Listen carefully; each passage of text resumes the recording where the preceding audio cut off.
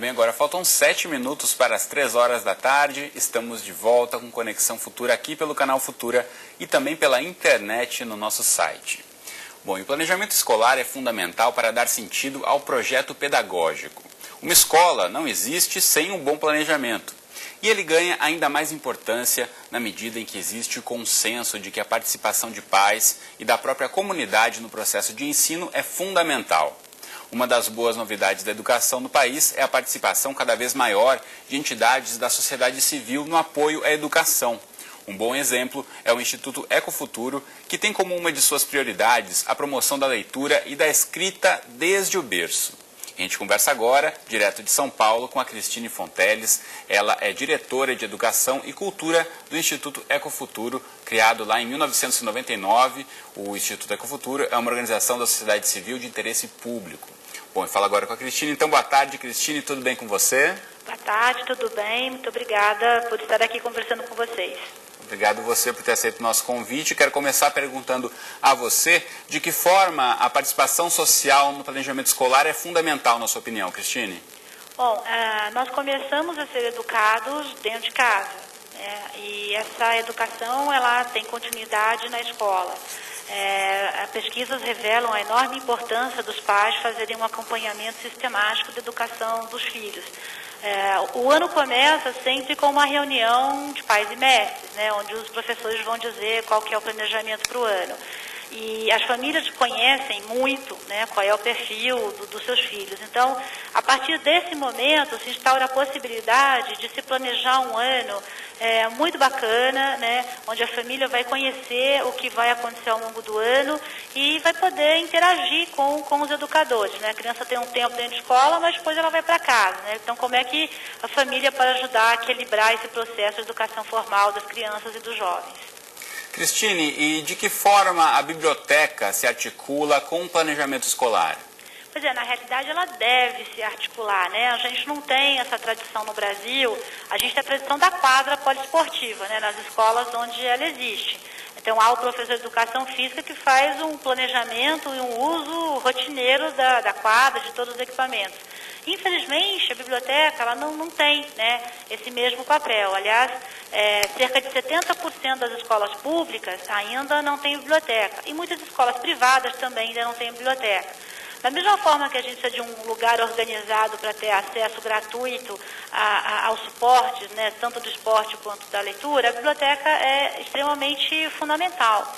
Então, por isso, inclusive, que a gente criou a campanha Eu Quero Minha Biblioteca, para levar a informação Brasil adentro da importância da população, da civil participar ativamente junto às escolas e o poder público, para que a lei 12244 de 2010, que determina que todas as escolas tenham bibliotecas até 2020, possa de verdade acontecer. Então a participação do poder público da família é fundamental e a biblioteca tem que fazer parte de todo o processo educativo.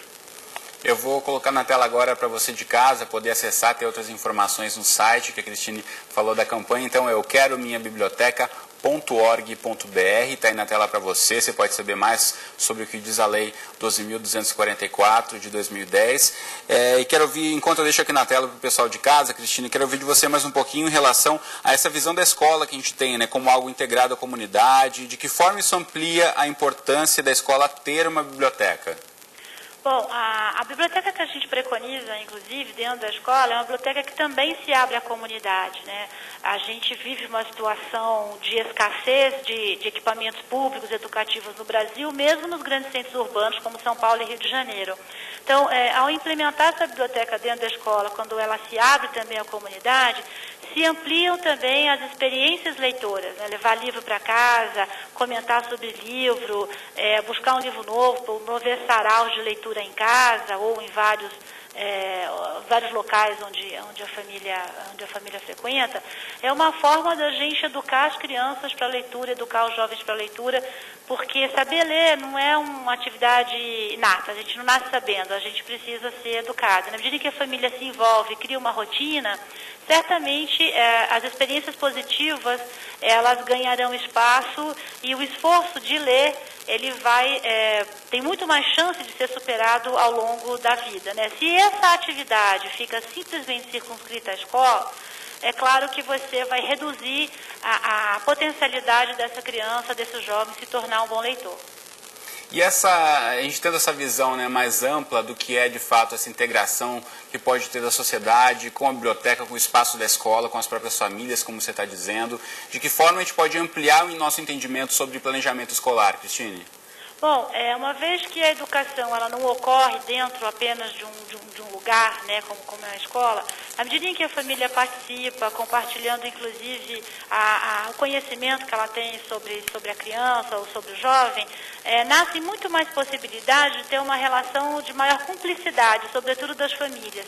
A gente fala muito no país sobre a importância da participação das famílias, mas se a gente não criar uma instância de aprendizado sobre como de verdade a família pode atuar no dia a dia da criança, essa atuação ela vai ser muito pontual e, portanto, ela vai ser menos efetiva. Então, certamente, é no diálogo das famílias com os educadores que podem anunciar como é que a criança ou jovem está atuando em sala de aula, o que está percebendo que precisa potencializar, em que medida pode ocorrer, inclusive, uma troca promovida pela família entre os alunos que convivem no mesmo bairro. Novas estratégias de educação podem surgir e devem surgir do diálogo entre a família e a escola. Cristine, eu estou aqui navegando um pouquinho no site enquanto eu ouço você conversar comigo e descobri aqui essa parte que fala mobilize-se. Vamos colocar na tela novamente? Dentro do próprio site que já mostramos, eu quero minhabiblioteca.org.br, você clica aqui em mobilize-se e aí tem cadastro de sociedade civil, então para as pessoas se cadastrarem, gestores públicos e parlamentares. Explica para a gente um pouquinho, a partir desse cadastro, como as pessoas podem se mobilizar de fato e participar da campanha. Tá, então, o cadastro, ele existe para que a gente possa, enfim, ter uma visibilidade social sobre a importância que a população dá, sim, à leitura e, portanto, deseja ter uma biblioteca para que tenha acesso gratuito aos livros por perto. E a partir do momento que as pessoas se cadastram, elas fazem parte do nosso banco de dados e a gente vai, ao longo do ano, enviar várias outras informações sobre a participação. Mas a gente segmentou por público para dar uma noção de que cada ator da sociedade tem uma importância fundamental na efetividade de política pública, né? Então, como é que na comunidade escolar, como é que esse arranjo ocorre a partir do interesse individual, como é que se constrói o interesse coletivo, os gestores, e a gente tem exatamente nesse ponto também os materiais de orientação. Tem um que fala como que a administração pública, como os recursos públicos pré-existentes ou a serem criados podem ser acessados para viabilizar a criação e a manutenção de bibliotecas em escola. Esse ano, de novo, a gente está num ano eleitoral, né? A gente está aí no plano estadual e federal. Então, na medida em que a sociedade sabe que existe a lei e sabe que existem recursos, ou sabe como se mobilizar para criar recursos no município da biblioteca, ela tem toda a oportunidade de atuar, né, junto ao poder público local, sempre constituindo um coletivo, junto com outros pais, junto com a escola, para que se coloque em cada escola uma biblioteca que atenda o projeto pedagógico da escola e a gente possa ter, então, mais uma estratégia para melhorar os indicadores de proficiência em leitura e escrita no país.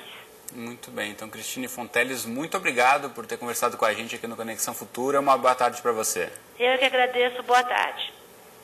Muito bem, na próxima entrada do Conexão Futura, a gente fala sobre mobilização social, que é muito mais do que apenas protestos e passeatas. É, na realidade, um grupo de pessoas, uma comunidade ou uma sociedade que decide agir com um objetivo comum. É capaz, por exemplo, de interferir na criação de políticas públicas. Bom, você, claro, não pode perder essa discussão. Desde já, mande para a gente sua pergunta, seu comentário, sua opinião pelo Facebook, pelo Twitter do Canal Futura ou ligando para a gente no telefone 0, operadora 21 3523 4098. Os contatos estão todos aí na tela para você e a gente volta daqui a pouquinho, logo depois do programa Globo Educação, e eu estou aqui à sua espera. Até já!